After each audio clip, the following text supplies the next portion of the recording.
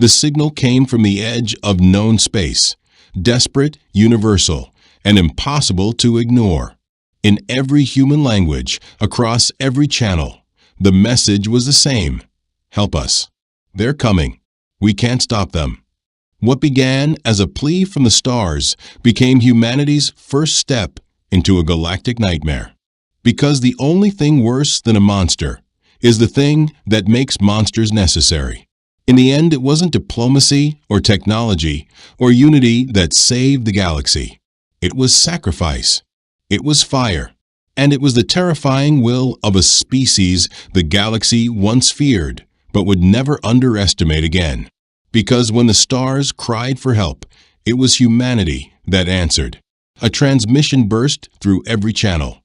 Radio, satellite, subspace. Translated into every human dialect with unnerving precision. Please, they're coming. We can't hold them back. For 72 hours, the signal echoed, pleading, urgent, terrifying. Panic spread like wildfire through Earth's power centers. Scientists, generals, world leaders convened in urgent, sleepless summits, trying to make sense of the first real alien contact. The coordinates traced back to a star cluster 50 light-years distant. And yet somehow the translation was flawless in every language known to man. This has to be manipulation, growled Marshal Draven, slamming a steel fist against the war table. No alien race should know our tongues this intimately. But Dr. Kalin, chief of Xenolinguistic Encryption, shook her head solemnly. There are layered codes, adaptive translators built into the message itself. It's not deception. It's a plea. And it's genuine. Above the Earth, the dreadnought Virion cruised along its routine orbital sweep. Commander Rian Voss studied the fragile blue arc of the world below, unaware that fate had already cast him into the center of a storm. The Virion was Earth's pride, a spearhead of deep space warfare, equipped with weapons forged in the crucible of humanity's long age of blood. Commander called his comms chief. High-priority transmission from High Command. Voss adjusted his jacket, stepping toward the projection array. The face of Fleet Admiral Rourke took form, stern, grizzled, and grave. You've seen the alien broadcast? Yes, sir. Everyone's seen it. We're responding. Virion has been chosen to make contact. Voss's pulse surged. First contact. The dream of generations, now real. Why us, sir? We're a warship, not a peace envoy. Rourke's face tightened. Because this isn't a welcome. It's a warning. They're being hunted. If there's a threat, I want our sharpest blade out front. 3 days passed in a storm of preparation. Earth's once divided nations had spoken with one voice. Humanity would answer the call. On the bridge, Voss addressed his 400-strong crew. We don't know who they are. We don't know what's out there. But we do know someone is begging for help. And Earth has chosen to answer. He paused, gaze sweeping across every face. This mission will be perilous, but it will carve our place into the stars. The Virion ignited its prototype slipstream core. In a radiant blaze, it vanished from orbit, leaving behind only a whisper of light brighter than the sun. Weeks passed in silence. Then arrival. At the marked coordinates, a colossal structure floated in planetary orbit. It was no human design. Graceful arcs, luminous gardens inside crystalline shells. Beauty folded into engineering. We're receiving a hail, said the comms officer. The screen lit up, displaying a lithe, bioluminescent being with 4 arms, its gaze both weary and watchful. Its luminous eyes widened, translucent membranes fluttering in surprise. You truly came. The alien's voice resonated through the same omnilingual matrix that had decrypted their original cry for help. We didn't believe your species would answer. I'm Commander Rian Voss, he said firmly, of the Earth vessel Virion. We received your signal. The alien shuddered, its slender arms curling in a motion that looked like a mix of awe and unease. I am Envoy the Los of the Unity Accord. We broadcasted our distress in every direction, but we never imagined. It hesitated, swallowing something unspoken. Never imagined that Deathborn would come. Deathborn. Voss asked, his brow knitting. Phalos' luminous gaze dimmed with caution. Your homeworld is categorized as a lethal class sphere. Extreme gravity. Toxic biosphere. Apex-level predators. And your own species' violent tendencies. Your kind is spoken of only in warning cycles. Voss exchanged a glance with his bridge officers. Then why call on us? The Los folded its hands in a ritualistic motion, almost like supplication. Because what approaches is darker than anything, even you. We call it the Null Swarm. It leaves only absence in its wake. Our weapons do nothing. Our worlds fall silent. The docking array of the alien installation loomed like a cathedral of glass and light, engineered to welcome vessels from across the stars. Amidst the smooth, radiant hulls of alien craft, the Virion looked menacing, a black dagger among songbirds. Commander Voss led a team of 6 into the airlock. The Los stood waiting with a contingent of beings, each more alien than the last. Some hovered with no visible limbs. One coiled like a serpent of mist. Another shimmered like living gemstones. Welcome to Sanctum Arcadia, the Los said, keeping a careful distance. Please excuse our caution. Your biology is overwhelming to many. Voss gave a respectful nod. We understand. We come with purpose and with aid. The crystalline entity stepped forward, refracting the ambient light in ethereal bursts. I am First Radiant Glim, Speaker of the Council. Your ship, it is forged for battle. It's a frontline dreadnought, Voss replied, equipped for defense and retaliation. Gasps rippled through the alien assembly. A multi-eyed creature let out a faint chirp and collapsed, caught by its companions. The Los whispered, voice quaking, your entire vessel is designed to wage war. Voss didn't flinch. You summoned aid against extinction. What did you expect? Diplomats. Glim's form pulsed with uncertain hues. No, but perhaps scientists. Envoys. Not destroyers. Voss surveyed the elegant station, so clearly crafted for peace, not conflict. No armor. No weapons. Just gardens and light. They had never known war. Not as humans did. Take us to your strategic core, Voss said quietly. Let us see what we're facing. They entered the central dome, a chamber of light and data. Suspended above them, a map of the galaxy. Hundreds of green lights glowed softly. The green markers shimmered across the star map, each a world bound to the Accord. But now on the galactic rim, a crimson blot festered like a spreading infection. The Los pointed solemnly. That is where the Null Swarm began, beyond charted space. It doesn't think. It doesn't reason. It only consumes. Voss leaned closer to the shifting projection. How quickly is it spreading? It has erased 17 inhabited systems in a single cycle, Glim replied, voice brittle. Entire civilizations gone. Nothing left. Lieutenant Sarah Maddox, Voss's tactical lead, stepped forward. What about your defenses? Countermeasures. The aliens hesitated. Glances passed like shadows.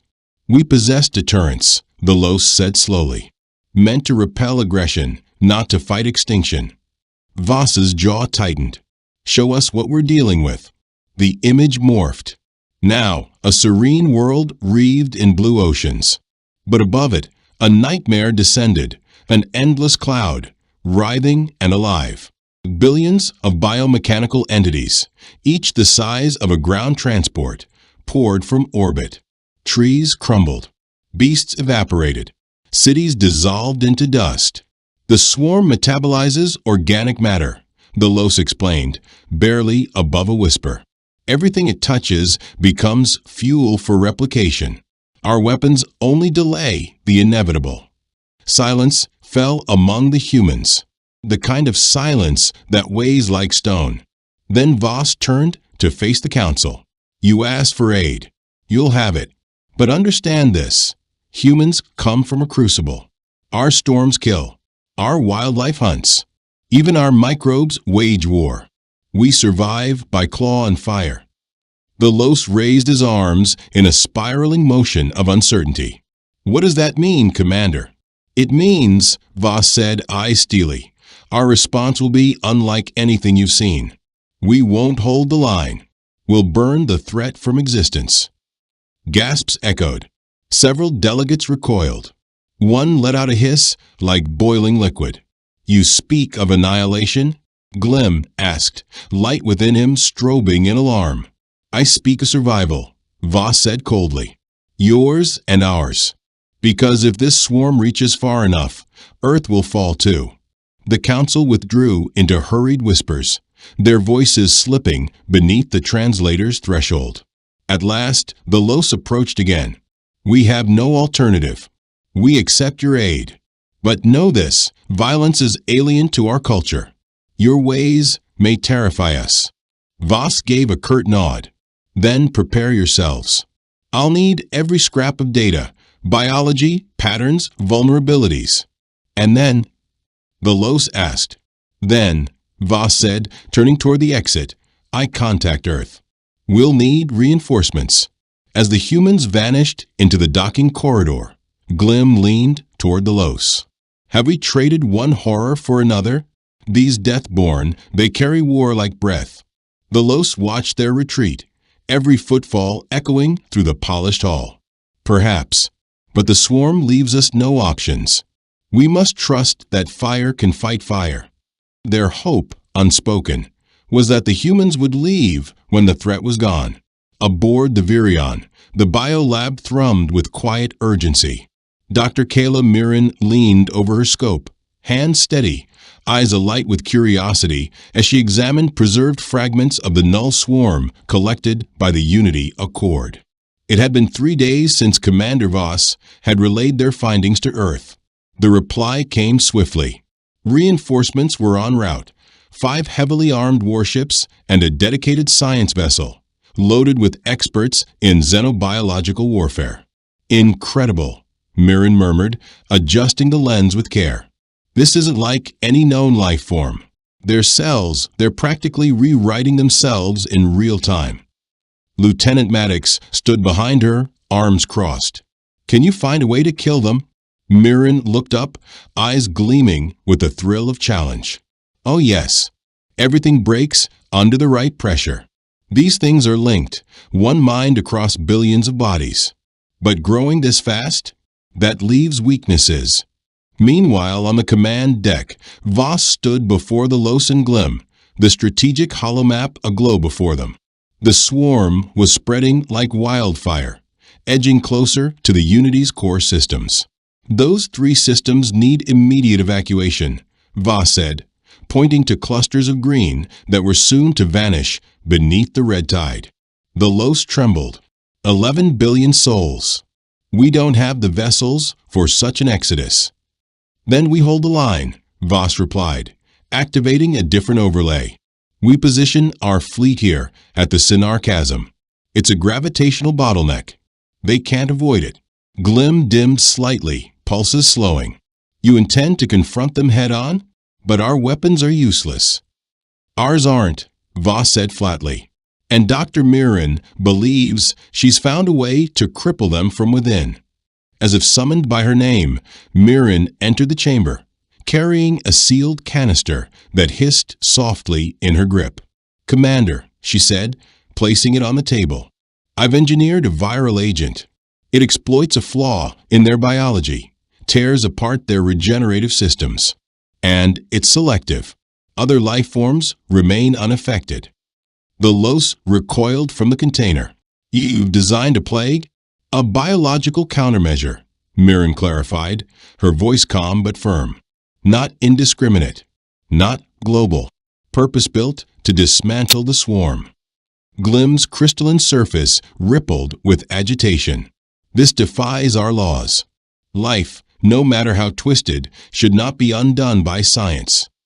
Voss's voice turned to iron. The swarm has already erased worlds. You can cling to your principles or survive. A long, brittle silence followed. Then the low spoke, barely audible. How would it be deployed? Mirren tapped the console. A simulation bloomed, missiles streaking toward an infected moon. We load the agent into delivery warheads. Upon impact, it disperses in a reactive mist. The virus spreads rapidly, shutting down cellular replication. They rot from within. They'll begin dying within hours, Mirren continued, her voice calm but electric with urgency. More critically, they'll infect others. The pathogen rides their own network against them. You speak of exterminating trillions, Glemm said, his crystalline tones laced with sorrow. They're consuming your galaxies, Maddox replied sharply. Would you rather feed them more lives? A sudden chime interrupted the debate. Commander, the comms officer said. Earth's fleet just dropped out of Slipstream. General Thane requests immediate contact. Within hours, 6 human vessels formed a wall across the Sinar Chasm, massive warships anchoring the defense line. Behind them, the science vessel Arclight began synthesizing Mirren's pathogen by the ton. From high above, Accord representatives looked on in horrified awe. Humanity moved like a blade unsheathed, precise, unflinching, prepared. Crews armed warheads. Fighters were fueled. Launch bays lit up like constellations of fire. Inbound swarm in 12 hours. General Thane announced during the final command session. Our plan is straightforward. Hold the choke point. Distribute the bioagent. If Dr. Mirren is correct, we'll see collapse within days. The Los stepped forward, solemn as scripture. For 3 millennia, the Accord has lived without weapons. Today, we witness your ways, fearsome yet necessary. We offer no wisdom, only thanks. Voss nodded in return. Sometimes survival demands doing what terrifies us, envoy. 3 days later, the black tide arrived. The void shimmered with movement. The swarm descended like a storm of living metal. Human ships launched wave after wave of delivery missiles. Upon impact, pale clouds expanded, carriers of engineered death. For the first time since its inception, the null swarm recoiled. On the surface of Helion, a planet orbiting a red giant, the remnants of a once flourishing Accord colony now served as a battleground. Where gardens once grew, bunkers now stood. Evacuation craft clawed skyward. Above, Accord frigates provided escort. Below, Earth soldiers dug in. Lieutenant Kale Ryvar watched from the edge of the drop zone, armor battered from weeks of siege. Around him, 50 troops prepped gear and reloaded rifles, their movements methodical, habit born of countless wars. How many still waiting? Ryvar asked the Accord coordinator, a towering, mantis-like being named Trell. 6,000, Trell replied, antennae twitching. But our scanners, the swarm adapts. It's approaching from the northern ridge, faster than we projected. Ryvar's expression hardened. Mirren's virus had been a masterstroke, but the enemy wasn't static. It was learning. We'll hold the corridor, he said. Just make sure your people get out. Trell's multifaceted eyes reflected the amber light of the dying sun. With so few, it seems impossible.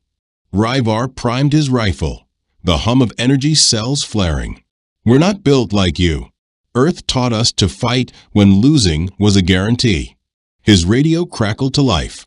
The comm crackled with static before the words pierced through. Lieutenant, enemy movement. 5 miles out. Closing fast. Ryvar's grip tightened around his rifle. Positions. Get eyes on the advance. And remember, target the synapse clusters. They're still exposed.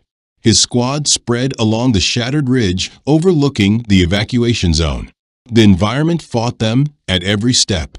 The air was razor thin, gravity crushed the lungs, and the planet's blistering winds had already claimed 2 of their own. But the rest had adapted, because they had to. They're here, Sergeant Naira called from her high perch. Thousands, maybe more. Ryvar raised his field lenses. The horizon swelled with movement. A living tide of chitin and sinew poured across the rocks, flowing like molten flesh. "Wait for the signal," he said. "Don't fire until they breach the targeting line." Then silence shattered. The swarm hit the kill zone. Ryvar gave the cue. The ridge detonated into sound and fury. Explosive rounds lit up the enemy ranks. The front lines of the swarm buckled under the barrage, shredded by calculated firepower. Dozens fell with every volley, but for each slain, more surged behind. "They're adjusting," Naira shouted. "They're rotating formation." Ryvar watched as the mass reconfigured mid-advance, splitting into 3 coordinated arcs. One charged head-on, while the others flanked wide, racing toward the ridges. "That's new," he muttered. "They're adapting. Fast." "What now, sir?" asked a young trooper, panic crawling into his voice. Ryvar scanned the field. The rugged terrain offered an answer. 2 massive ravines carved into the plateau, natural choke points on both sides. "Naira, take your squad to the eastern cut. Detonate charges on my mark. Jackson, same on the west. Set your traps and dig in." The units broke away, disappearing into the ravines. Ryvar's main force held center, intensifying fire and baiting the swarm through the exposed corridor. It worked. The flanks curved inward, avoiding the gulches, driven straight into the funnel. When the timing was right, Ryvar gave the order. Twin eruptions thundered across the cliffs. Rock and debris collapsed into the ravines, crushing hundreds beneath and sealing the flanks. The rest of the force unleashed hellfire on the core column. 3 hours. That's how long they held. Steel against storm. Flesh against hunger. One by one, the civilian transports roared skyward. Smoke, blood, and fire blanketed the battlefield. Last transports airborne. Trell's voice crackled through the radio.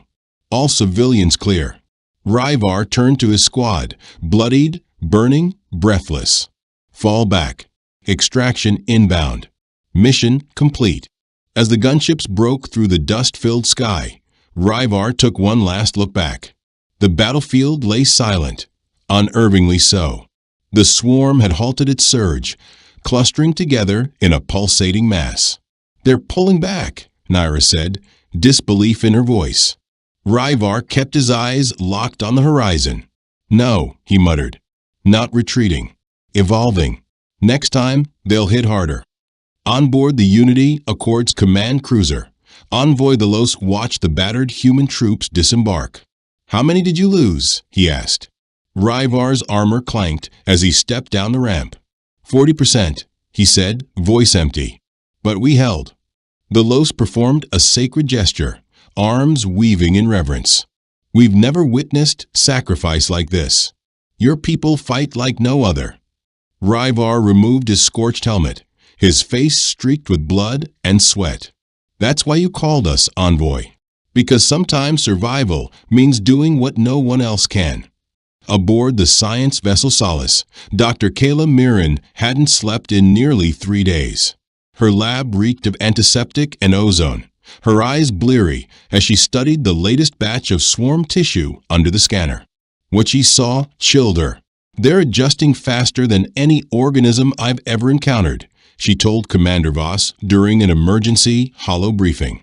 "The pathogen's down to 30% efficiency." Voss looked drained, weeks of fighting etched into his face. "We can't keep losing ground. Every fallback costs another system." General Thane's hologram flickered in. "We've found something, a central hive planet in the Vega sector. Scans confirm it's fully infested, possibly their primary spawning ground." Mirren turned, eyes sharpening. "If I can get samples from the source, I might be able to design a new counteragent, something they've never seen." Voss stared at the star map, deep in swarm-controlled space. "We'll need a full strike fleet to reach that far." "Then we'll send one," Thane said. "Commander Voss, you'll lead the incursion. The Accord will handle transport and logistics. Your mission, get Dr. Mirren in, get her out with viable specimens.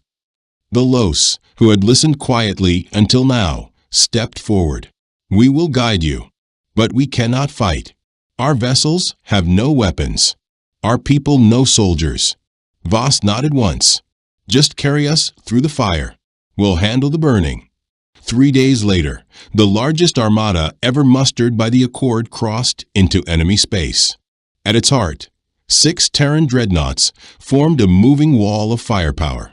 Surrounding them, hundreds of transport and support ships moved in tight coordination. The strategy was risky, but clear. Breach the outer swarm perimeter, reach the spawning world, extract samples, and escape. On the Virion's bridge, Voss stared at the flashing alert. Enemy contacts, fast, numerous, closing in. All units, prepare for engagement, he commanded. Accord vessels, pull to minimum combat radius. This next part's on us. The human ships shifted formation, weapon arrays powering up in synchronized rhythm. The void screamed as the swarm rose to meet them. Thousands of smaller swarm entities broke off, encircling the human fleet in a deadly web.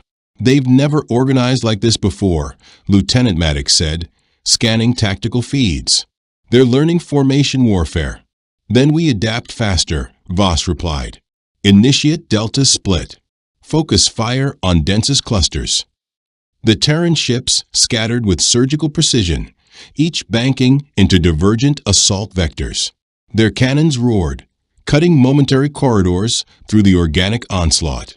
Main battery charging, called the weapons officer. Target core node and fire, Voss commanded. The Virion quaked as its primary cannon lit up the void, a blinding lance of energy tearing through the swarm's heart. The beam vaporized thousands, leaving a scorched vacuum in its wake. The rest of the fleet joined the barrage, carving a brutal path through the biological storm. The battle lasted 6 relentless hours.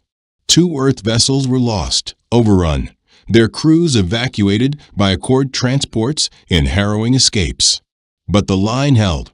The fleet broke through. We're above the target world, Voss said to Mirren's team. You have 1 hour. The Solace plunged into the atmosphere, cloaked in fighter escort. Below them lay horror, an entire planet consumed, transformed into a single, pulsating mass. Once oceans, now flesh. Once mountains, now hive. This whole world is alive, whispered one of the scientists. Mirren moved fast, collecting genetic samples from critical zones. These are Genesis nodes, she said. The origin points for all replication units. If we can design something to collapse these specifically, before she could finish, the ground ruptured. From the living crust, new horrors emerged, larger, armored, relentless. Contacts. Unknown class, shouted the lead guard. Protect the samples. Mirren ordered as the security team formed a perimeter. The retreat unraveled into chaos. 2 researchers were lost in seconds. Mirren sprinted under cover fire, carrying the sample case close to her chest. She boarded the ship just as the swarm overtook the landing zone. High above, Voss issued the gravest order of his life. Deploy Nova-class warheads. Full saturation, target central hive veins. From orbit, the sky rained fire. Fusion warheads descended, igniting across the creature world surface. The chain detonations flared like suns, flashes that scorched the heavens. Status. General Thane's voice buzzed over comms. Voss stared at the readouts. We hit them hard, but they're already regenerating. In the background, Mirren held her case tightly, eyes fierce. It's enough. I have what I need.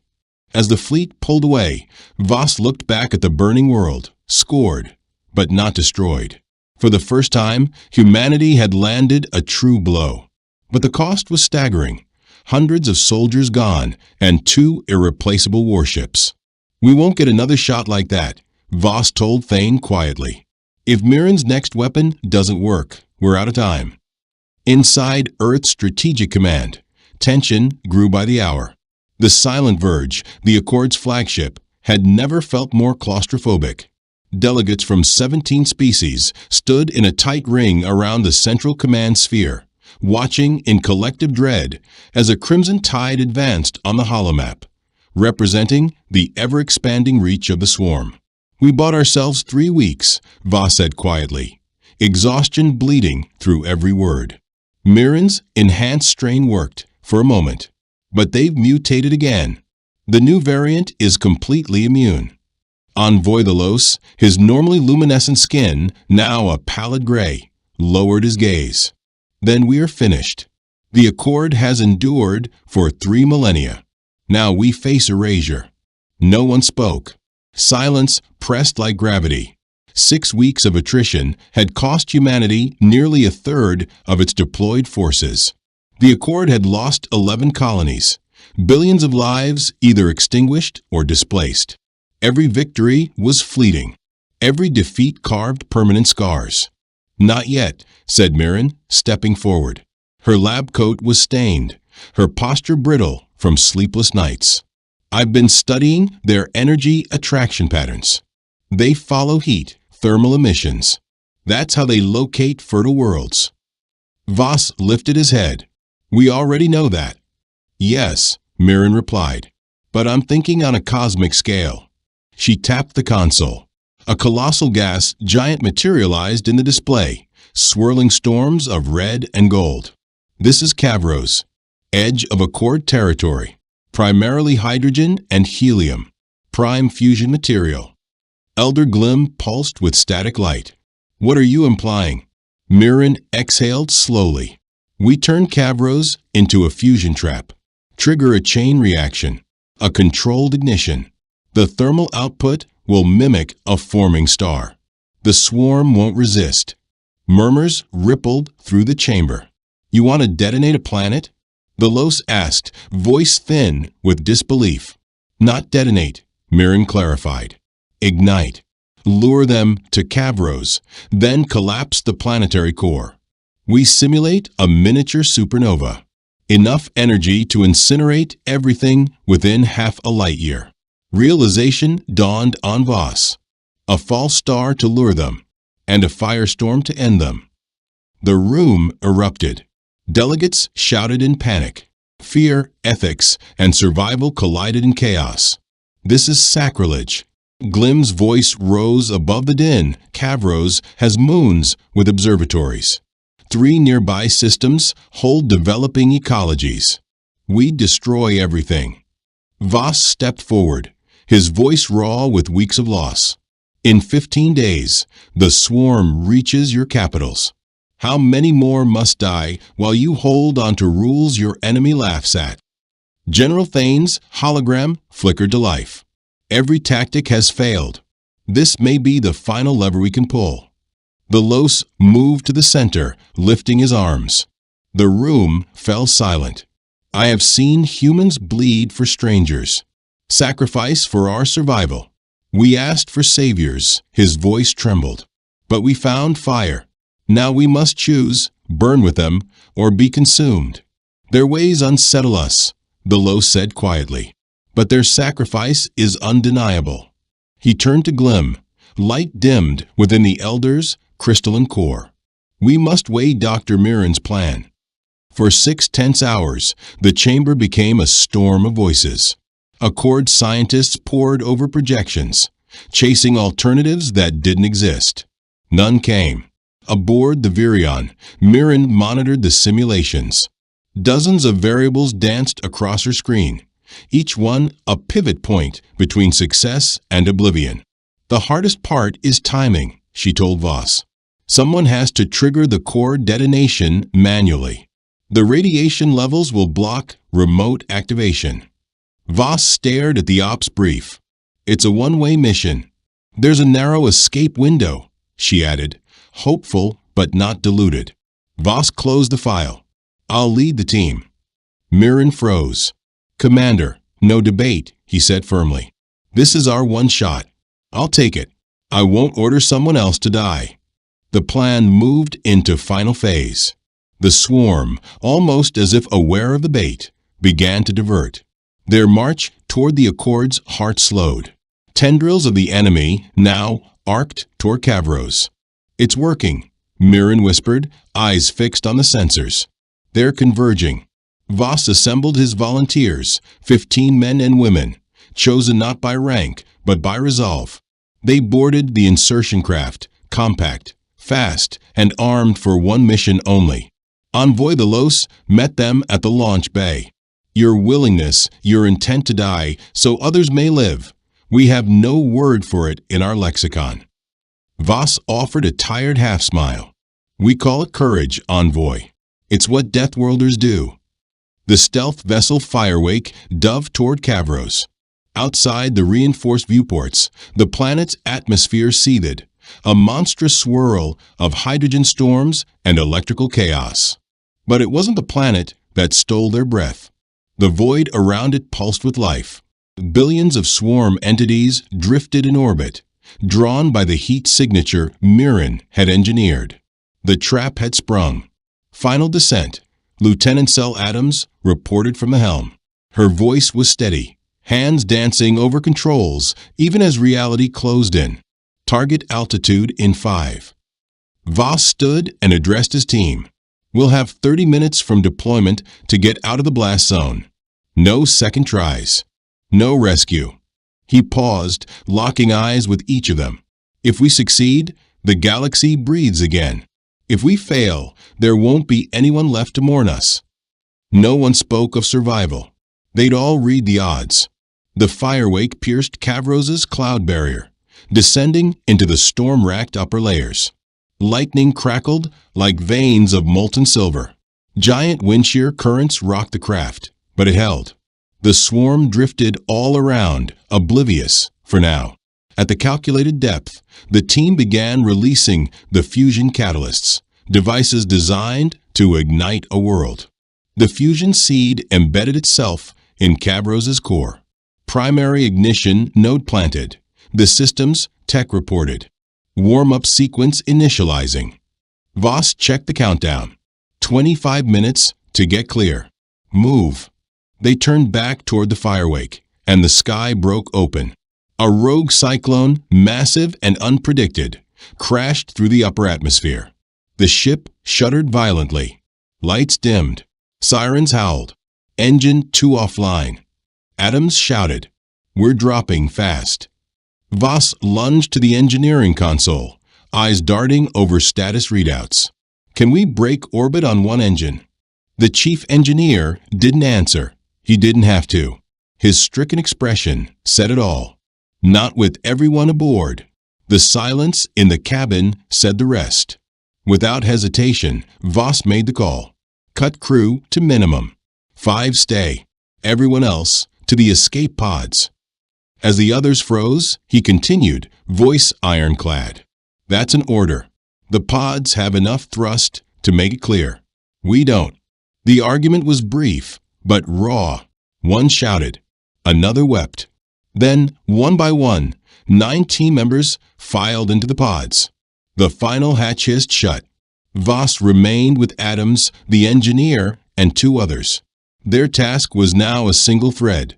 Keep the ship alive long enough for the ignition to succeed. 10 minutes to detonation, called the engineer. Above them, the escape pods cleared the storm line, just as the swarm reacted. They noticed. Dozens of clusters peeled away from orbit, streaking toward the fleeing capsules. "They're chasing the pods," Adams said, stunned. "They've taken the bait." Voss opened a secure transmission. "Command, this is Voss. Our position is exposed. Initiate Operation Starfall. Confirm all fleets in fallback range." From orbit, Accord and Terran command ships held their breath. On every sensor, Cavros now radiated extreme heat signatures, exactly as planned. "They're converging," Mirren whispered, watching the display. "Catalyst is stable." Delos and Glim stood silently beside her, witnessing a sacrifice their worlds had never imagined possible. On board the Firewake, the last crew members fought to keep the power stable. Screens flickered. Systems groaned. 2 minutes, shouted the engineer. Voss activated a final open channel. To all vessels, this is Commander Dorian Voss. The ignition core is live and stable. Prepare for final detonation." He paused, letting silence fill the line. "It's been an honor, human or Accord. Whatever comes next, know this: we stood together and refused to vanish quietly." 1 minute left. Then an alert. A miracle. The fail-safes had rerouted auxiliary power. The damaged engine coughed, sparked, and roared. "We have thrust." Adams yelled, climbing hard. The fire wake lurched upward, engines screaming against gravity's grip. Below, the core blazed. The atmosphere ignited in a wave of white fire. Hydrogen and helium collapsed inward. Pressure spiked beyond calculation. Behind them, the catalyst reached ignition threshold. The world began to burn. The ignition triggered. Cavros burned. For a single, searing instant, a new sun bloomed across Accord space, an artificial star born of desperation. The thermal shock wave surged outward at near light speed, obliterating everything in its reach. In that blinding pulse, 90% of the swarm was incinerated. Entire clusters vanished in silence, consumed by the very heat that had lured them. 3 days later, a miracle emerged. A fractured escape capsule was recovered adrift by a Border Patrol frigate. Inside, barely clinging to life, were Commander Voss and Lieutenant Sel Adams, the only survivors of the Firewake's final flight. 1 month passed. In the high rotunda of the Accord conclave, humanity stood not as strangers, but as saviors. Ornate banners hung from the vaulted walls. Species from across the stars gathered in solemn silence. Envoy Delos stepped forward. For 3,000 years, we believed peace alone defined progress. That force was a relic of primitive minds. But the swarm showed us otherwise. He turned to Voss, his uniform still bearing scorch marks from a world that no longer existed. They came not seeking war, but bearing the strength we lacked. They did not fight for conquest, but for us. Beside him, Elder Glim pulsed a radiant cascade of color. Today, the Accord extends to Earth a place not just among our worlds, but above them. You will not join as members, but as defenders, a role only your kind can fulfill. Voss stood shoulder to shoulder with Mirren and the remaining Terran delegation. He bowed, slow and deliberate. "Earth accepts, and we thank you for your trust and for the chance to grow beside you. May your wisdom guide our strength."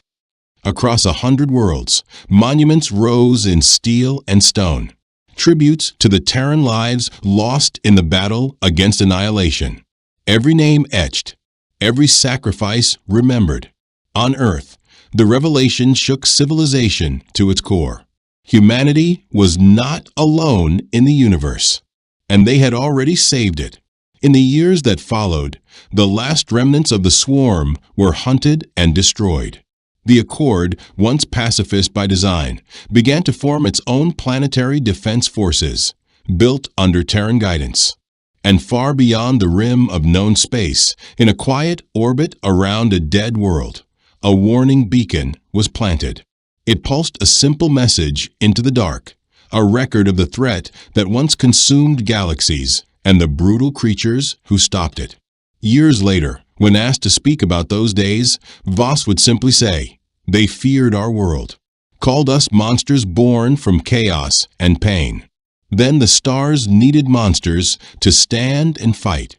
He looked out over the stars, and instead they found friends. If that story lit a fire in you, don't let it fade. Subscribe for more tales where humanity stands against the impossible. Like the video if you believe monsters can be heroes. And let me know in the comments, would you have answered the call? For 300 years, Earth was silent. The galaxy moved on. Humanity was forgotten until today. Now the stars are trembling because something is coming, and it remembers everything. Before we begin, If you're drawn to stories of lost civilizations' epic returns, and humanity rewriting its destiny among the stars, make sure you're subscribed. This is one you won't forget. Commander Ryland Cale stood before the fractured viewport of the Starseed Ark, watching the crimson twilight bleed across the skies of Virilia Prime. The planet had sheltered 3,000 souls for half a century, but it never embraced them. It wasn't home, not truly. Home was a distant sapphire orb dancing around a sun they hadn't seen in 300 years. Home was Earth, and Earth had gone quiet. He pressed a weathered palm to the freezing alloy wall beside him. Another rotation. Another day clawing toward survival. The harvests were dying, again, despite Dr. Alira Ven's latest attempts to stabilize the hybrid soil. The filtration towers groaned for parts they no longer had the means to forge. And worse still, the Dravik marauders had resurfaced near the fringe mines. "Commander Cale, report to Central," came the voice of Narrowin, sharp through the comm line. She had managed comms for the last 5 years, ever since her parents were vaporized in the last Dravik raid. At just 23, she was one of the youngest bridge officers he'd ever served with. But she was unshakable. Ryland paced briskly down the tight passageways of the vessel.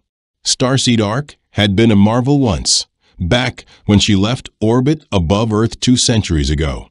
Now she bore the weight of time, oxidized scars crawling down the walls where scrubbers failed, power flickers from unstable capacitors. Every system held together by jury-rigged scraps and stubborn faith. The command bay was small, claustrophobic. Nara sat at her console, sunlight catching the golden strands of her tied-back hair. Her fingers flew across ancient controls. Behind her stood Marek Dahl, their lead mechanic, Amy's age, shipborn, and tempered by hardship. For them, Earth was a bedtime myth whispered by the elders. "What are we facing?" Ryland asked. Nara turned. Her emerald eyes held dread. Long-range echo shows 3 Dravik warcraft inbound. ETA. 6 hours. Ryland's chest tightened. 3 ships meant 3 warlords and their battalions. The Dravik, scaled giants bred for destruction, stood over 7 feet tall, with talons like plasma-forged blades. War was their language. To them, humans were a resource. Or prey. "How many can we field?" he asked, voice low. Marek glanced down at his data slab. 200, if we include everyone over 16. But most of them? They've never held a weapon. They're engineers, growers, not fighters. Ryland gave a slow, grim nod. When Earth fell silent, its children scattered across the stars. Some settlements had gone dark without a whisper. Others, like theirs, had simply refused to die. Some had been taken in chains. Others, like this colony, had endured by vanishing into the stars. But every sanctuary eventually ran out of shadows. Dr. Ven, report to command. Ryland called over comms. Alira Ven stepped onto the bridge moments later. Mid-40s, streaks of silver threading through chestnut hair. Her presence carried weight. She'd led the science corps longer than Ryland had been alive. She also held the rare burden of first-hand memories of oceans, forests, and blue skies on a world no one had seen in centuries. "Alira, where do we stand on defense?" he asked. She exhaled through her nose. "Shields are drained 30%, maybe less. Weapons? Half of them are down. We're missing modules we haven't been able to replicate in years. If 3 Dravik cruisers engage us, we'll be ash in 10 minutes. Ryland eased into the command seat, his grandfather's chair, then his father's. 3 generations of Cales had clung to the edge of survival here. Sometimes he wondered if all they'd done was delay the inevitable. "What about the outer enclaves?" he asked Nara. "Any response from Haven's Reach or Calder's Refuge?" Her face went pale. Haven's Reach stopped transmitting 14 days ago. Calder sent a priority distress beacon 3 nights back. Then nothing. A heavy silence fell across the deck. The implications hung there, unspoken. The Dravik weren't just hunting. They were cleansing the void of the last freeborn humans. Colony by colony. Soon, they'd finish what they started. Ryland scanned the weary faces of his bridge crew. They still looked to him for solutions. But there was no clear path left. The Starseed Ark couldn't outrun a Dravik fleet. Its weapons were pitiful by comparison. And as for hiding, there were no dark corners left in this arm of space. There might be one path we haven't taken, Elira said softly. Ryland turned to her. What is it? We could try reaching Origin. Everything stopped. Not a sound. Not a breath. Marek spoke first. Origin's gone silent. For 300 years. You know the stories. Everyone does. It's dead. Elira shook her head. No. We only know they stopped answering. That's not the same. Nara turned slowly to her panel. I've kept tabs on the Sol region for half a decade. There's never been any transmission, any sign. Lack of response doesn't mean absence, Elira interrupted. Maybe they stopped talking. Maybe they had reasons. Ryland leaned back. She was right. The truth was, no one really knew what had happened on Earth. One day, it had simply fallen silent. Trade convoys stopped appearing. Data relays went dark. Quantum relays that once lit up the galaxy like constellations blinked out. Earth became a ghost. The so-called Dominion Council, now ruled by the Dravik overlords and their crystalline allies, the Zalari, had written humanity off, declared them gone, extinct. The Dominion had carved up human territory like scavengers at a feast. The last flickering colonies, like Kale's, were labeled irrelevant, crumbs of a failed race. But what if Earth hadn't perished? What if it still breathed, veiled in silence for reasons unknown? What if Origin's still alive? Ryland asked quietly, still listening, just not answering. Elira approached Nara's console. The quantum lattice relays still exist. They were built to span the entirety of human-occupied space. If they're out there, they'll hear us, she said. And if they aren't, Marek cut in, we'll burn power reserves we can't afford to lose. Ryland turned from them and walked back toward the main viewport. Beyond it, Virilia's red sun dipped beneath the jagged horizon, bleeding orange fire across the sky. Within hours, the Dravik warships would arrive. Either they die or be dragged away in chains. 3 centuries of survival, buried in one final battle. Unless Origin was still out there, unless home was still listening, he faced them again, his voice steady. Send the transmission. Nara's fingers danced over the dust-covered controls of the quantum relay array. The machine groaned as ancient power lines surged with energy, systems dormant for decades roaring back to life. The transmitter was older than any of them, built in an age when Earth still spoke to its children. Now, it might be the last lifeline they had. Energy flow is stable, Marek reported from engineering. But this load is massive. If it fails, we'll have nothing left for shielding when they arrive. Ryland stood behind Nara, eyes fixed on the flickering display. How long until it reaches Earth? He asked. Elira, tablet in hand, ran the numbers. Roughly 6 hours through folded space. The same time we have left, Nara whispered. Dravik ships hit orbit in 6. She turned to him. What should I say?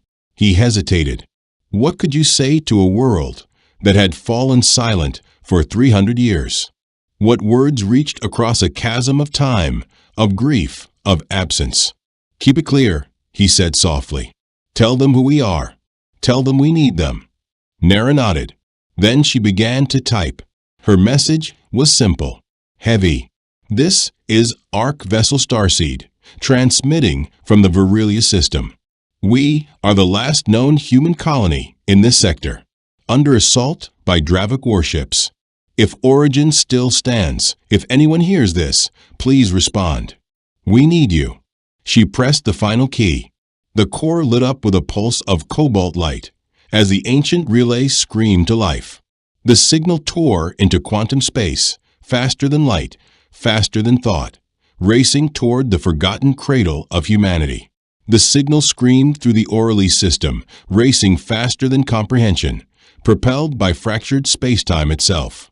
"It's gone," Nara whispered. "The transmission's out." Now they waited. The next hours crawled by like a funeral march. Ryland tried to keep morale intact, but everyone understood this wasn't a fight they could win. Their defenses were relics, their weapons barely functional, and the Dravik warships loomed closer by the minute. In engineering, Marek worked without pause, hands blackened with grease and plasma scoring. "Shields are holding at 40%, he called out. "That's the best we're going to get without a full grid overhaul." Elira led the evacuation protocols, guiding families and elders to the reinforced core of the starseed. Hidden chambers layered in dense alloys offered the illusion of safety. But if the Dravik broke through, nowhere would be safe. Nara stayed at her post, eyes locked to the receiver interface. Waiting, praying. Only the metronomic pings of a long-range scanner reminded them time hadn't stopped, just their hope. Then, 5 hours after they launched their message into the void, everything changed. Nara's console flared to life in a riot of sound and color. Warning chimes echoed across the bridge. Systems spiked into overload. "I've got something," she gasped, disbelief cracking her voice. Picking up quantum resonance from the Orally system. Massive. Ryland lunged to her station. "What is it?" Her hands danced across the controls. "I don't know, it's astronomical. Captain, this signal is like watching a sun ignite. It's overwhelming our receivers." The forward display stuttered and flashed before stabilizing into the quantum imprint of the incoming transmission. The energy signature alone was destabilizing their processors. Systems built for a quieter age buckled under the weight of whatever had just answered them. And then, through the static, a voice. "This is Admiral Kalen Sorrell of the Terran Ascendancy Fleet." Silence fell across the bridge like gravity. No one moved. No one breathed. Earth had answered. 3 centuries of silence shattered in a single sentence. The voice continued, steady and resolute, vibrating with command and strength. "To all remaining human outposts, stand firm. The stars belong to us again. Reinforcements are en route. You are not alone." Ryland's knees almost gave way. He gripped the edge of Nara's console, heart pounding. "The Ascendancy Fleet," he whispered. Elira's eyes widened, filled with awe. "They're alive. Earth never fell." Marek stared at the diagnostic feed. "Captain, these power readings, the surge we're seeing, it's beyond anything I've ever encountered. It's not just a fleet, it's an armada. That kind of transmission shouldn't exist," Marek whispered, eyes wide. "You'd need the raw output of a star to push a signal that powerful." Nara was already working the interface. "There's more, signal still live. I'm boosting filtration." Then the voice returned, clearer now, resonating through every speaker on the bridge with unshakable authority. "This broadcast is intended for all Terran descendants within former Alliance territories," Admiral Sorrell's voice declared. "We've watched your trials. We've borne witness to your survival. While the galaxy turned away, we endured, and we evolved. The moment has come. We are reclaiming what is ours." Ryland turned toward his crew. No one spoke. No one blinked. Every face was frozen, wrapped with awe, hearts igniting with something most of them hadn't felt in years. Hope. The Admiral's voice surged again. And this time it wasn't just a beacon, it was personal. "To the crew of Ark Vessel Starseed," she said, and Ryland's breath hitched. She was speaking to them. "Your distress call was received. Dravik ships are closing on your coordinates. Do not engage. Remain stationary. Reinforcements inbound. Arrival in 47 minutes." Nara looked up from her console, tears brimming in her eyes. "They're coming for us. Earth is coming for us. Though the transmission ceased, the core still pulsed with quantum fire. Earth hadn't vanished again. No, she was speaking, alive and unrelenting, calling to her forgotten children scattered across the void. Rylan activated internal comms. His voice, once weary, now rang with a strength born of revelation. "This is Commander Kale to all hands aboard the Starseed," he said. "What I'm about to tell you will reshape everything you've ever believed. Contact has been made. Earth is alive. And they're coming." His words echoed through bulkheads and corridors, finding their way into every heart. Gasps turned to cheers. Stoic colonists wept openly. Generations raised on second-hand stories now knew the truth. The cradle of humanity was real and reaching for them. In the med bays, the grow chambers, and even the cold metal of the lower decks, people shouted and hugged and cried. Earth, long thought a myth, was more than memory. It was home, and it had not forgotten them. But Rylan couldn't ignore the unease curling in his chest. There'd been something strange in Admiral Sorrell's tone.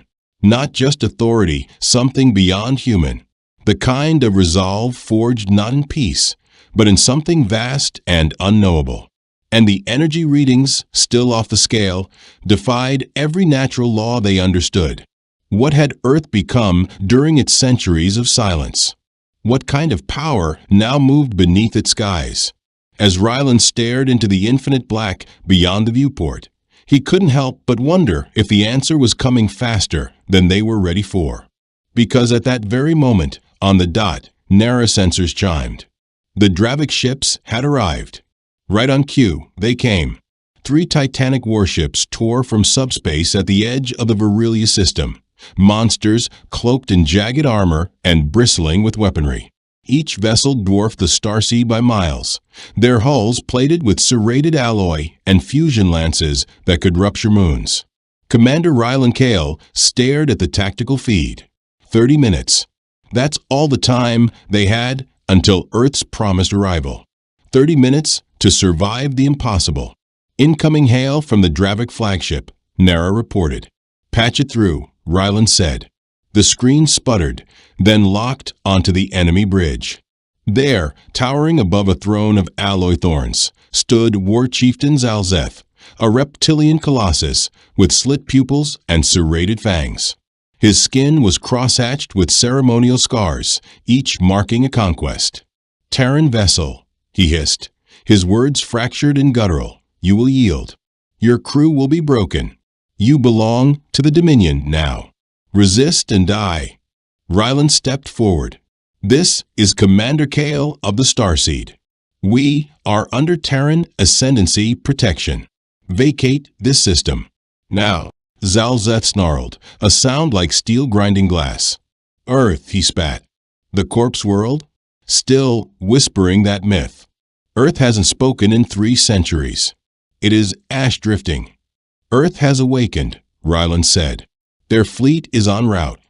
The Dravik leader bared his teeth in something twisted, almost a grin. "Then we'll crush them too. You have 5 minutes. Surrender or be erased." The feed cut. On the bridge, the tension thickened like pressure before a storm. Marek's hands flew over engineering panels. "Shields won't last 5 minutes," he muttered. Elira kept scanning their depleted systems, calculating and recalculating failure points. Nara was still glued to her sensors. 28 minutes until contact," she whispered. Rylan was about to give the order to prepare for final engagement when alarms screamed to life across the console. "Captain, something's happening." Nara shouted. "Report." "I'm detecting enormous power surges across the entire system." The main screen shifted, displaying the Virilia sector from high orbit. Dozens, no hundreds, of anomalies began blinking into existence across the grid. They weren't exiting subspace. They were simply appearing. "What the hell are those?" Rylan demanded. Nara was typing furiously. "They're not using conventional drives. They're just manifesting." Then he saw them. Ships, unlike any craft ever conceived by human or alien minds. They moved like phantoms, shimmering with elegance. Their hulls flowed like liquid silver, shaped in graceful curves that caught and twisted the starlight. It was impossible to focus on them, like the eye refused to believe they were real. Sleek, silent, infinite.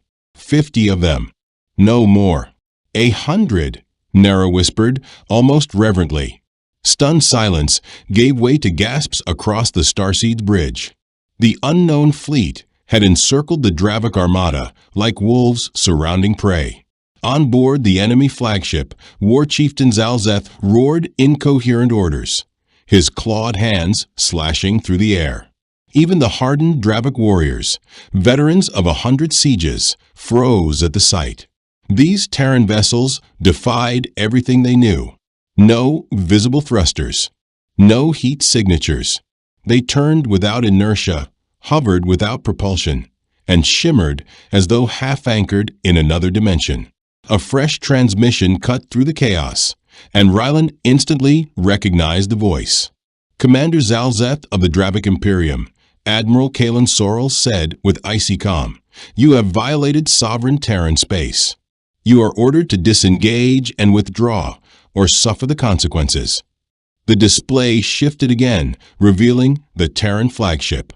It was colossal, nearly triple the size of Zalzeth's dreadnought, but its presence wasn't just size. It moved like a living thing, its gleaming hull bending starlight, every curve elegant and deliberate. Then Sorrel herself appeared on screen. She looked young 40s, perhaps, with sharp-cut brown hair and ocean-hued eyes that hid vast depths Ryland couldn't begin to fathom.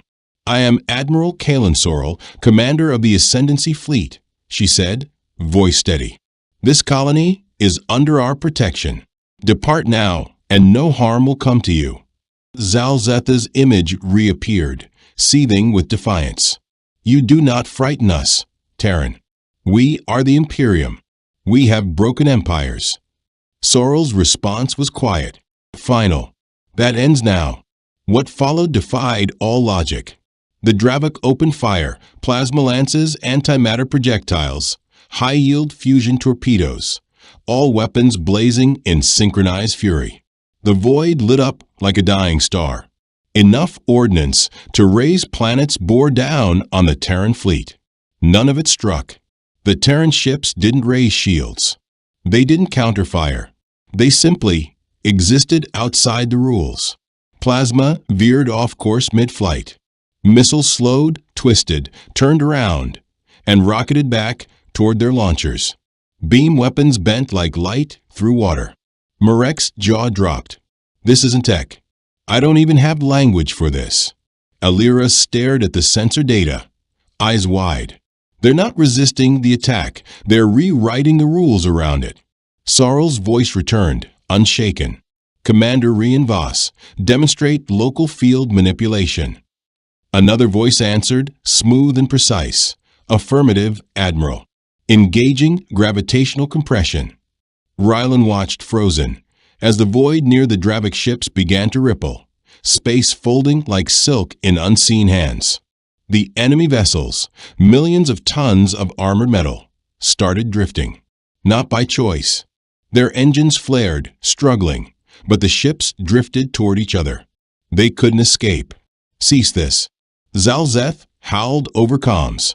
"What sorcery is this?" "Not sorcery," Admiral Sorrel replied. "Just science beyond your reach." A third voice entered, calm and clinical. "This is Dr. Lyra Voss. Allow me to clarify exactly what you're experiencing. You're currently inside a stabilized gravity shell," said the calm, disembodied voice. "We've compressed the quantum weave around your ships. Your weapons are non-functional because local physics no longer obey your engineering. Your engines can't respond because we now govern the fabric of space." The Dravik warships, once mighty instruments of destruction, now floated helpless, compressed into a tight formation, powerless. Their weapon systems were frozen. Their hulls groaned under invisible pressure. But their crews remained unharmed. "This is your final notice," Admiral Sorrel said evenly. "Depart from Terran space. Do not return. Spread the truth through your empire, Earth has returned, and we protect our own. Zalzetha's reply came through, no longer proud, no longer angry, but broken. We yield, we will go, just let us leave. And just like that, the pressure vanished. The Dravik ships broke formation, their engines flaring with desperation. They fled toward the edge of the system at full thrust, as if the stars themselves were chasing them. Ryland stood motionless, struggling to comprehend what he'd witnessed. In less than 10 minutes, the Terran fleet had dismantled 3 warships, without firing a single weapon. Admiral Sorrell's image returned to the Starseed's main display.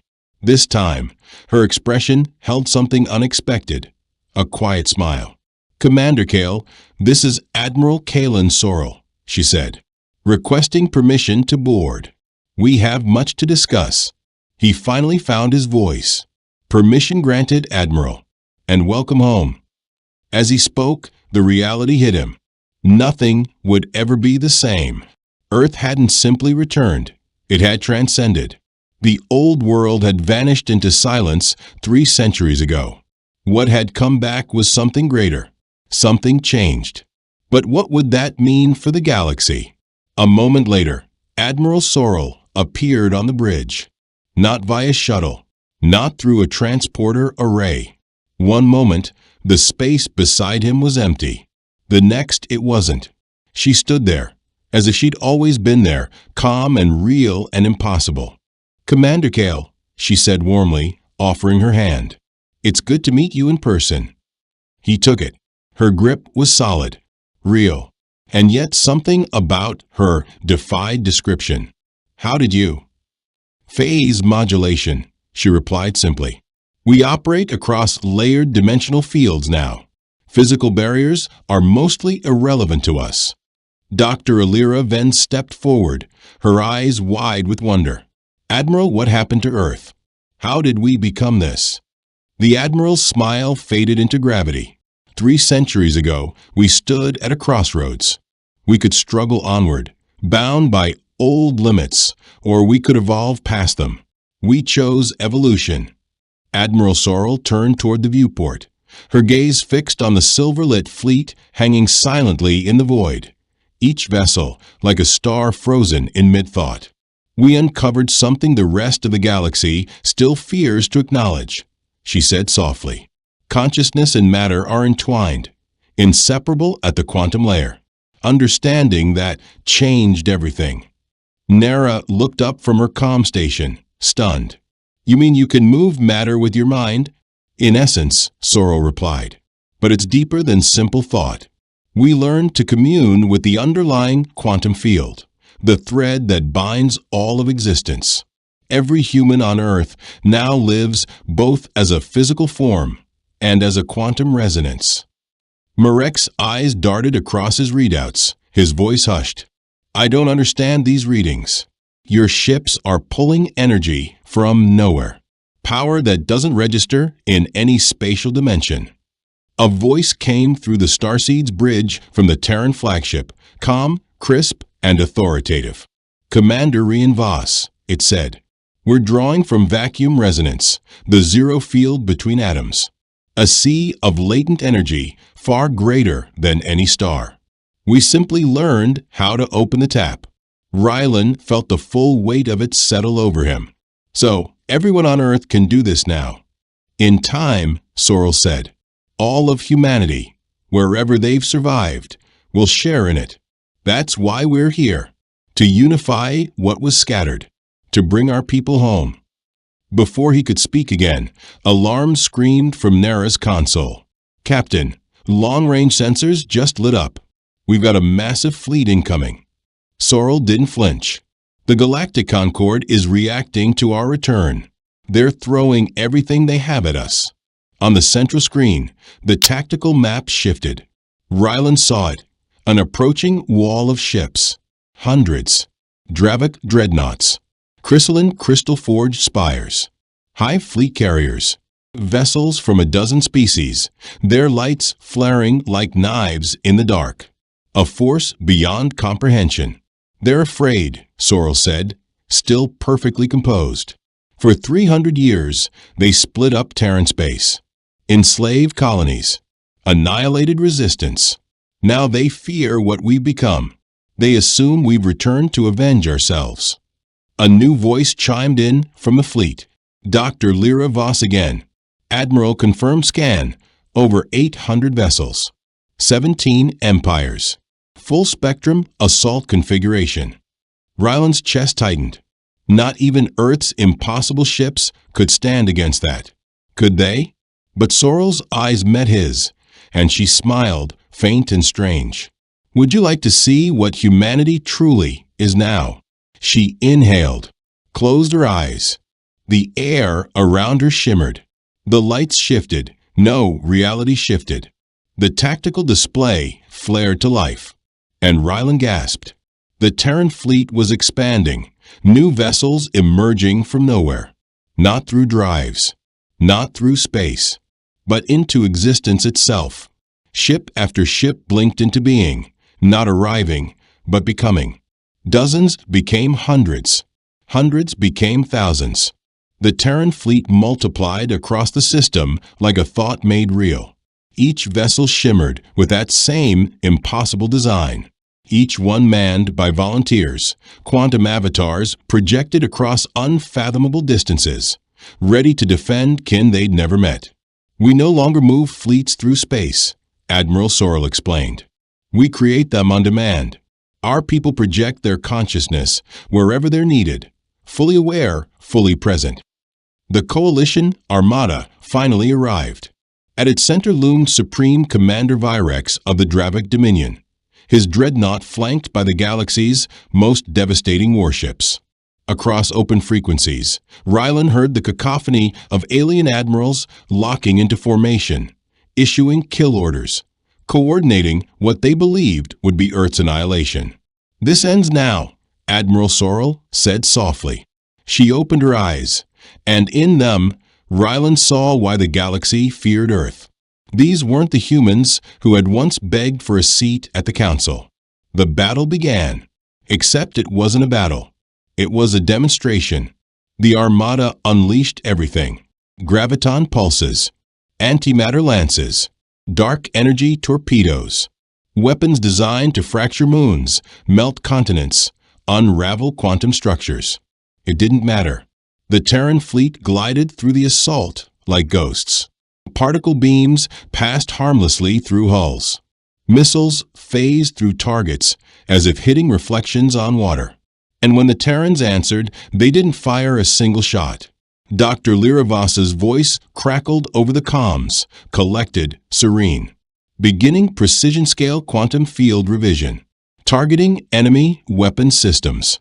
No biological impact. On every screen, Ryland watched the enemy fleet unravel. Cannons fell silent. Shields dissolved. Reactors flickered and died. Engine trails faded to nothing. In moments, 800 warships, representing the power of 17 empires, became cold, drifting husks. "How?" Ryland whispered. "We rewrote local law sets," Sorrel said. In the space around those vessels, the chain reactions that power combustion simply don't happen anymore. Then, a fractured voice cut across all frequencies, raw with panic. "What have you done to us?" Supreme Commander Virex shouted. "Our ships are dead. We're powerless." Sorrel's voice rose in reply, not shouted, but vast. And it echoed through every bridge, every cockpit, every mind. "You came to erase us because you feared what we've become. You were right to fear, but you didn't need to fight." Her words carried the weight of a civilization long denied. "For centuries, you enslaved our survivors. You took our worlds. You erased us from your records and called us extinct." She paused. The silence felt sacred. "That ends now." A second voice joined, firm and unyielding. General Laron Vance, from one of the newly manifested Terran cruisers. "You now have a choice," he said. "Yield to what comes next, or stand against the new order we've begun," General Vance finished, "and suffer the consequences of resistance." They had no choice. One by one, The ancient powers that had ruled the stars for millennia began to yield. The Dravik Dominion, the Chrysalline Accord, the Hive Clusters, all bent the knee. Each sovereign force, once mighty, now bowed before the quiet, undeniable force of Terran will. Admiral Sorrel turned toward Rylan. Her voice softened. "Commander Kale, would you like to see your new home?" Before he could respond, the view through the observation dome shifted, and his breath caught. Beyond the starseed, the Terran fleet had begun constructing something monumental. No tools, no raw materials, just thought. A radiant structure bloomed in space, a ring world of impossible scale, forming molecule by molecule under directed quantum control. Oceans shimmered, trees unfurled in seconds, parks, habitats, towering forests under vaulted skies. A sanctuary created mid-orbit in mere minutes. "A new chapter for humanity," Sorrel said, smiling. "The stars are ours now, but we're not here to conquer. We're here to restore." Ryland stared at the defeated fleets drifting in silence. Everything had changed. Humanity had returned to the galactic stage, and the galaxy would never be the same again. 6 months passed. Ryland Kale, no longer captain, but now Terran liaison to Kepler Station, stood on the promenade of the orbital cradle humanity had built.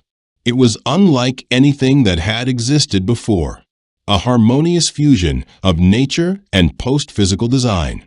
It hummed in multiple realities, visible in one dimension, echoing in another.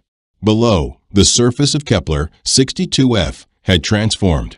Where once struggling settlements clung to survival, now radiant arcologies blossomed, alive with light and song.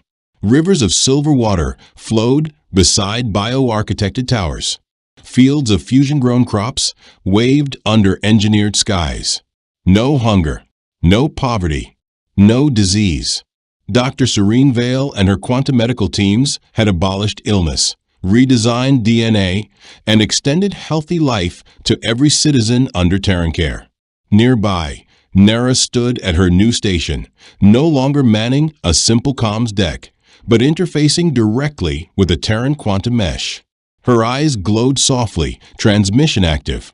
Through that mesh, any mind could reach another instantly across the stars. It was more than communication. It was communion. "Any updates from the distant branches?" Rylan asked. Nara smiled, the light fading from her irises. "New Aurelia reports stable terraforming. They've reached 50,000 colonists, preparing to host a new hub." She paused. "And Astris Prime just launched its first dimensional scaffold. Full spectral synthesis. They're ready." Marek approached, looking reborn. No longer a tired engineer, now a node-linked architect of living systems. Earth had evolved, and it was bringing its children with it. Everywhere, something inside Marek had awakened. Since the Terran fleets arrived, his hands could interface with machines in ways he couldn't explain. Circuits responded to his touch. Systems whispered their problems into his thoughts. Designs once needing decades of research came to him in moments of stillness. "The Ascendancy Academy is fully operational," he reported. "Dr. Voss plans to begin interspecies orientation next week." Rylan nodded. The Academy was a cornerstone of Earth's greater vision, to carefully elevate select alien civilizations into the realm of heightened consciousness. The process wasn't universal. Not every species could withstand the metamorphosis, but those who could found themselves woven into something vast and beautiful. Dr. Elise Thane stepped onto the observation deck beside them. She had once been among the eldest survivors of Kepler's colony. Now, post-expansion, she moved with ageless grace. The lines on her face were gone, and she could reshape molecular bonds with a mere glance. Her planetary research was already rewilding entire systems. "The Vok delegation has arrived," she said gently. "Admiral Sorrel requested your presence." Ryland still found it surreal. High Warden Vecth, once the architect of raids that had devastated human colonies, now served as Earth's envoy to his people. The Vok, once conquerors, had found deeper fulfillment in purpose than in domination. Together, they made their way toward the central assembly chamber. That chamber defied logic, half anchored in physical space, half phased into the quantum strata. Representatives from across the galaxy could attend in real time without leaving their homeworlds, each within their native atmosphere light years apart, yet present as one. Admiral Sorrel stood at the room's focal point, unchanged. Rylan now understood that time held no sway over her. She wore the form she chose, one shaped by will, not age. She offered him a warm nod. "Commander Kale, excellent timing. We're formalizing the inception of a new galactic accord." Rylan took his seat beside Warden Vecth and Crystallarch Jeanne of the Luminari. Jeanne's words entered his mind not as language, but as symphonic waves, harmonic vibrations forming thought. "The transition is proceeding more fluidly than anticipated," Jeanne said. "Our collective welcomes humanity's guidance."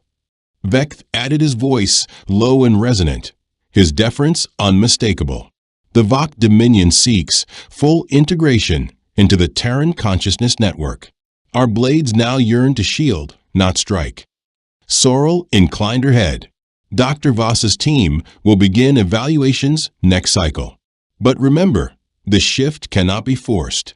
Expansion of consciousness must emerge through alignment, not acceleration. Artificially induced awakening leads only to fragmentation." Rylan still marveled at it all.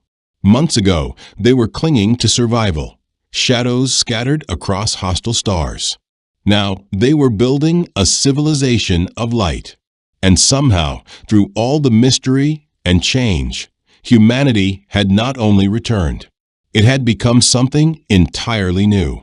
It was still hard for Kale to fully accept that the same species who once hunted humanity through the stars now petitioned for communion.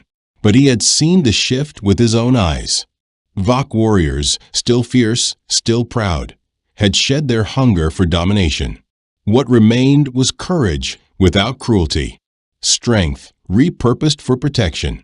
As the summit continued, emissaries from across the galaxy shared revelations. The High Brood, once a relentless swarm, had restructured around symbiosis rather than conquest. The Nebulites, sentient vapor forms, had begun weaving ephemeral masterpieces from resonant fields, quantum art that required shared consciousness to even perceive. And civilizations that had waged endless war for generations now sat in mutual reflection, connected by Terran-guided harmonics. After the proceedings, Rylan found himself alone with Admiral Sorrel. They stood at the apex of the station's upper ring, gazing across the starfield. Earth shimmered in the distance, a living sapphire radiating strands of luminous energy. His heightened senses saw more than light now. He could feel the flow of thought across the system. "Do you ever miss it?" he asked. "When humans were simpler?" Sorrel tilted her head, considering. "There was a purity in our limitations," she said. "A kind of innocence in not yet knowing how vast reality truly is." She motioned to the cosmos. "But I don't mourn what we left behind. Not anymore." Through Rylan's perception, the stars were no longer cold points of light. They were living nodes in a radiant web, threads of awareness flowing between them. He understood now what Earth had become. 3 centuries ago, humanity had been scattered and forgotten, tattered remnants adrift in a violent galaxy. Now, they were midwives to something greater. Below them, laughter echoed from the station's central atrium.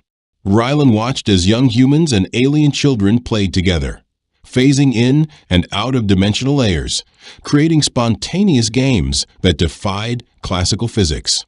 Among them was Nara's daughter, just 3 months old, already surpassing even Earth's earliest quantum pioneers in sensitivity and control. "What comes next?" Rylan asked. Admiral Sorrel's gaze drifted to the horizon, where galaxies drifted like lanterns on an ocean of mind. "We evolve," she said. "We guide. We help others rise beyond their limits." Then, after a pause, "And maybe one day we shed the need for form entirely." Ryland thought of the long road behind them, from that rusting arc in a red sky to this, co-architects of a galactic awakening. It once would have seemed like fantasy, but so had Earth's return. Far below, the planet continued to blossom. Cities of radiant architecture spiraled upward in harmonic spirals. Trees of crystal light stretched across continents, rooted in one world, branching into others. And above it all, the sky had become a canvas, painted not with pigment, but with intention, flowing and reshaping with each shared breath of a collective soul. Admiral Sorrel placed a steady hand on Ryland's shoulder. "You held the line," she said softly. "When Earth fell silent, it was people like you who kept the spark alive. Without that, there would have been no one left to return to." Ryland's chest rose with a breath he hadn't realized he'd been holding. Centuries of silent struggle finally lifted. "And now," he asked, "what's my place in this reborn galaxy?" Her eyes sparkled with something deeper than light. "Whatever you wish it to be," she replied. "Chart the edge of creation. Help awaken species who are ready. Or stay here, bask in the world you helped preserve. The choice is yours now." He turned back to the stars. But they weren't stars anymore. They were invitations, gateways, possibilities. For the first time in 3 centuries, there were no walls around what humanity could become. A race once dismissed as fractured and dying had become the architects of a new epoch. Earth hadn't returned to dominate. It had come to illuminate. And as the galaxy turned beneath them, woven with light, life, and mind, Ryland understood. The age of humanity had not merely begun. It had transcended. And it was more wondrous than anything they had ever dared to dream. Earth returned not with vengeance, but with vision. If this story moved you, imagine what comes next. Subscribe and join us as we explore the future humanity was never supposed to have.